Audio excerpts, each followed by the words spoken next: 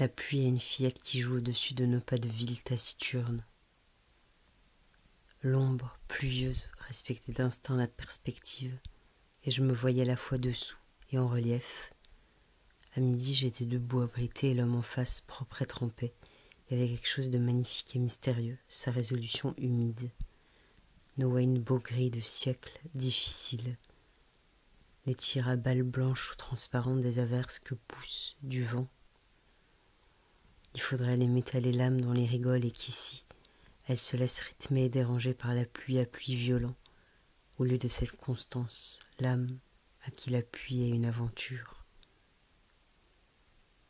Nos nuques sont seules à connaître toutes nos cascades où après nos joues sont venues mourir nos larmes. Les pauvres en parapluie s'arrangent. L'élargissement progressif des baleines sous la main. Comme avec les animaux nuages, la pluie donne à boire à ces licornes de marque jaune. Je voudrais jamais perdre une pareille Dolly. Jamais un jour devant cette image me demander pourquoi je l'ai prise, sans plus voir le fond, tétant l'eau. C'est le soir maintenant. Il a plu au milieu des heures. La ville, soir, phare et pluie. Voiture et grand calme. Mon ombre se prend pour Cherbourg. Quand on passe devant elle, la fontaine rappelle qu'entre la pluie et elle, c'est elle qui gagne, avec son eau chaque jour, et pas que quand le ciel vide son seau.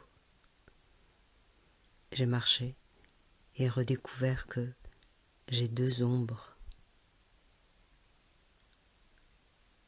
J'ai joué à marcher et j'ai joué à m'attendre. Mylène, Mylène, Mylène. Plus le bus s'approchait, plus les amoureux se serraient. Et c'était beau, l'étrange corrélation. J'ai fait sécher mes sandales à la soufflerie de l'épicerie. Pluie et nuit siamoise, le spécial reflet.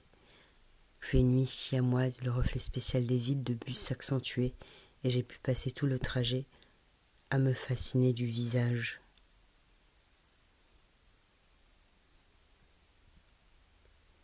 L'homme impressionnant et beau, et je jouais à regarder que son reflet et imaginer que le reflet nous trahit un secret existentiel que le visage ne nous dit pas.